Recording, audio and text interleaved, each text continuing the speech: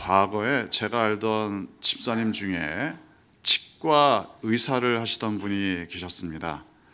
이 집사님이 실력이 꽤 좋으셨던 것 같습니다. 이 집사님이 운영하시는 치과가 운영이 참 잘 됐습니다. 치과가 잘 된다, 이 뜻이 뭡니까? 일반적으로 말하자면 사람들이 많이 오고 돈도 많이 벌고 그러면 일반적으로 치과가 잘 된다, 그럴 수 있겠죠. 그런데 무슨 말이냐? 이게 일반적인 의미에서는 치과가 잘 됐는데 사람들이 많이 오고 돈도 많이 벌었는데 이 집사님은 행복하지가 않으셨습니다. 그러니까 치과에 가보면 대기실에 사람들이 기다리지 않습니까? 사람들이 많이 있으면 사람도 많이 오고 돈도 많이 벌고 좋겠다. 그런데 그 집사님은 전혀 그렇지 않았습니다. 대기실에 사람들이 가득히 차 있는 걸 보면 심지어 이런 생각이 드셨다고 합니다. 그분의 표현을 직접 인용하면 그냥 징그러웠다. 사람들이, 대기실에 기다리는 사람들이 사람으로 보이지가 않았습니다. 물론 이제 사람이 아니라 괴물이다, 이런 이야기는 아니고 자신이 치료해 주어야 할 사람들, 이가 아프면 얼마나 힘듭니까?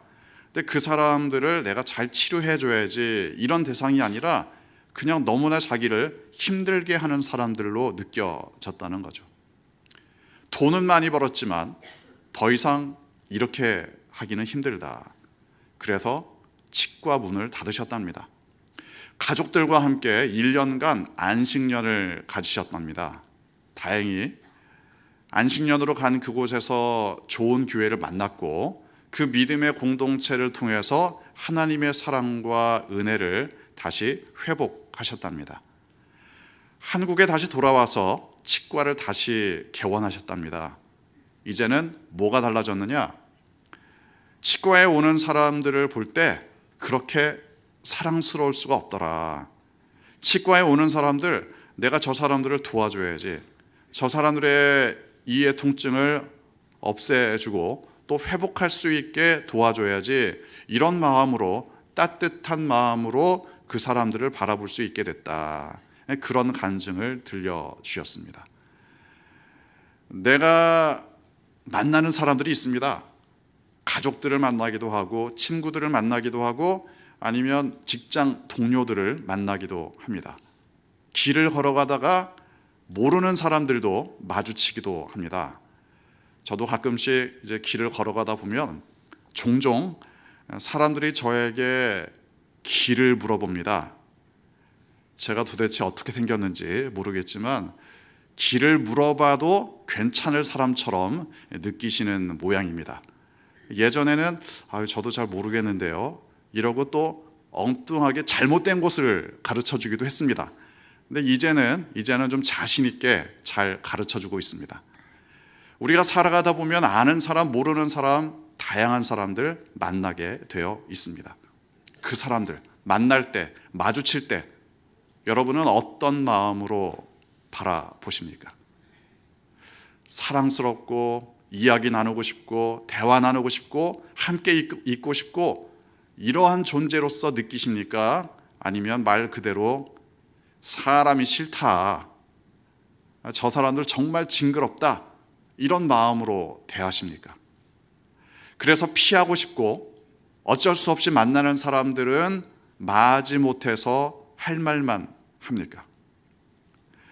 내가 마주치는 사람들, 만나는 사람들, 이 사람들에 대해서 내가 어떤 마음으로 만나느냐, 이게 우리의 삶의 질을 완전히 좌우합니다. 우리의 인생의 방향을 완전히 바꾸어 놓습니다.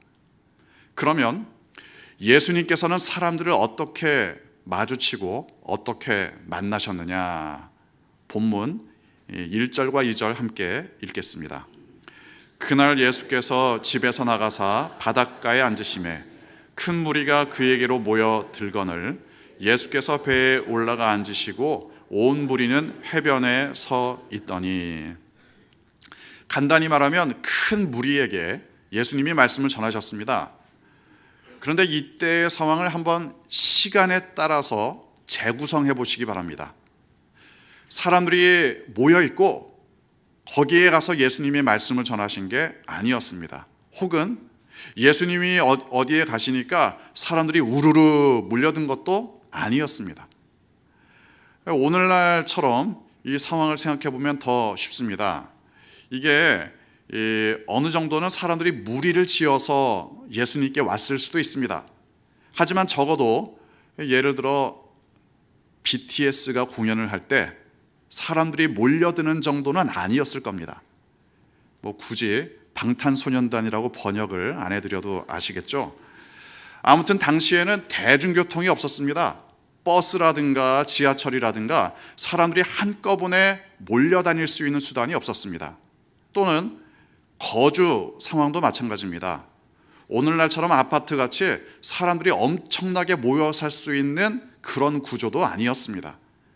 그러니까 예수님께 찾아올 때 사람들이 어떻게 찾아올 수 있었겠느냐? 잘해야 앞집, 뒷집, 옆집 3355 예수님께 찾아올 정도였을 겁니다.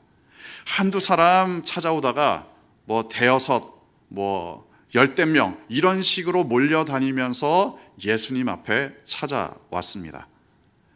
그러니까 이 사람들을 예수님이 맞이하는 것, 이건 예수님이 하나하나 맞이할 수 있는 상황이었습니다.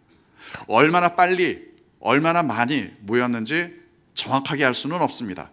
하지만 몰려드는 사람을 예수님께서 하나하나 바라보실 수는 있었습니다. 그 사람들 예수님이 어떻게 바라보셨겠는가? 예수님의 마음에 그들을 사랑하는 마음으로, 따뜻한 마음으로 하나씩 맞아 주셨습니다. 그 사람들에게 가장 필요한 하나님의 말씀을 그 과정에서 준비하셨습니다. 어느 정도 모였을 때 예수님은 배에 오르셔서 사람들에게 말씀을 전하셨습니다. 오늘날의 상황으로 본다면 만약 이 설교자가 설교를 하는데 여러분들을 어떻게 느끼고 바라보면서 설교하기를 원하십니까? 저 징그러운 사람들 또 왔네. 이러면서 여러분에게 설교하기를 원하십니까? 원하시는 대로 안 해드리겠습니다. 그럴 리가 없겠죠. 사랑하는 마음으로, 따뜻한 마음으로 사람들을 마주하셨던 예수님처럼 하기를 원할 겁니다. 사람들을 만날 때, 사람들과 마주칠 때 예수님은 그들에게 생명을 준비하는 마음으로 맞이하셨습니다. 저 사람들이 영원한 생명 누리게 되면 좋겠다, 그런 마음으로 대하셨습니다. 그래서 예수님은 생명을 전하셨습니다. 사람들을 바라보며 생명을 준비하는 것 자체가 예수님께는 기쁨과 행복이 되었을 겁니다. 그래서 드디어 생명의 말씀, 천국의 말씀을 사람들에게 들려주기 시작하셨습니다. 마태복음 13장은 흔히 이런 제목을 붙입니다. 천국장. 발음을 잘해야 됩니다. 천국장이 아니라 천국장입니다. 또는 천국설교라고도 하죠. 산상설교, 파송설교, 천국설교. 마태복음에 있는 예수님의 설교 5편을 순서대로 이야기한다면 3번째 설교입니다. 마태복음 13장을 통해서 7가지의 비유를 통해 천국에 대해서 말씀하셨습니다. 첫 번째, 천국을 무엇으로 비유해서 말씀하셨는가? 씨 뿌리는 비유를 들어서 말씀하셨습니다. 아마도 궁극적으로 하고 싶으셨던 말씀은 마지막 8절이었을 겁니다. 8절을 함께 읽겠습니다. 더러는 좋은 땅에 떨어짐에 어떤 것은 100배, 어떤 것은 60배, 어떤 것은 30배의 결실을 하였느니라. 씨를 뿌렸는데 4종류의 땅에 떨어졌다. 그러니까 어떤 씨들은 길가에, 어떤 씨들은 돌짝밭에, 어떤 씨들은 가시 덤불에, 물론 좋은 땅에 떨어진 씨들도 있었다. 간단히 말하면 좋지 않은 땅에 떨어진 씨들도 있었고 좋은 땅에 떨어진 씨들도 있었다. 당연히 좋지 않은 땅에 떨어진 씨들은 열매로 이어질 수가 없었다. 반면에 좋은 땅에 떨어진 씨들은 많은 열매를 거두었다. 그런데 여기에서 아마 이런 질문을 하시는 분도 계실지 모르겠습니다. 왜 거기에다가 뿌리셨지? 왜 이상한 데다가 뿌리셨지? 하나님이 실수하셨나? 아니, 씨를 좋은 데다가만 뿌려야지 왜 안 좋은 곳에 뿌려서 씨를 낭비하시는가? 좋지 않은 곳에 떨어진 씨앗들에 대해서 아마 좀 질문이 생기시는 분도 계실지 모릅니다. 그런데 기억하셔야 할 사실은 이건 비유의 말씀입니다. 이 땅의 일반적인 개념을 그대로 적용하면 비유의 목적을 상실할 수 있습니다. 그래서 이렇게 이해하시는 것이 좋습니다. 땅이 별도로 따로 네 종류가 아니다. 그러니까 네 종류의 사람이 있어서 길가 같은 사람, 돌짝 같은 사람, 가시덤불 같은 사람, 그리고 좋은 땅 같은 사람, 이게 따로 있는 게 아니다. 이게 완전히 구분되는 건 아니다. 이건 마음의 상태를 비유한다. 마음의 상태. 그렇게 이해하시는 것이 가장 바람직합니다. 왜냐하면 어떤 사람이라도 마음이 열릴 때가 있고 마음이 닫힐 때가 있습니다. 어떤 사람이라도 하나님의 말씀 받아들일 준비가 되어 있을 때가 있고 그렇지 않을 때도 있습니다. 그래서 나에게 적용하면 그렇습니다. 좋은 땅이 되도록, 하나님 말씀 받을 때 좋은 땅이 되도록 준비해야 되겠다. 이렇게 적용하면 됩니다. 또 다른 사람들에게 적용할 때도 마찬가지입니다. 하나님은 누구에게라도 하나님의 말씀, 생명의 말씀을 주십니다. 그런데 그때 그 사람의 마음이 준비가 되어 있을 수도 있고 그렇지 않을 수도 있을 겁니다. 그러니까 하나님은 잘못된 땅에 씨를 뿌린 것이 아닙니다. 하나님은 누구에게라도 생명의 씨앗을 뿌리십니다. 길가, 돌짝밭, 가시덤불, 다만 이런 마음으로 받는다면 생명의 열매를 맺지 못할 뿐입니다. 하지만 달리 말하자면 누구라도 좋은 땅이 될 수 있다. 누구라도 생명의 말씀을 받고 생명의 열매들을 맺을 수 있다. 그렇다면 어떻게 하는 것이 좋은 땅이 되는 거냐? 믿음의 공동체로 모이는 것이, 교회로 모이는 것이 좋은 땅이 되는 겁니다. 나도 하나님의 생명의 말씀을 따라 아름다운 열매를 맺고 싶다. 이러한 마음을 갖는 것, 이러한 소망을 갖는 것이 좋은 땅이 되는 겁니다. 그래서 우리는 누구에게 전도할 때, 누군가에게 생명의 소식을 전할 때 피하거나 지레 겁을 먹거나 아니면 징그러워할 필요가 없습니다. 나는 생명의 씨앗을 뿌리면 됩니다. 그리고 그 사람이 좋은 땅으로 받아들이기를 위해서 기도하면 됩니다. 생명을 준비하는 마음으로, 또 그 사람에게 생명 주기 원하는 마음으로 기도하시면 됩니다.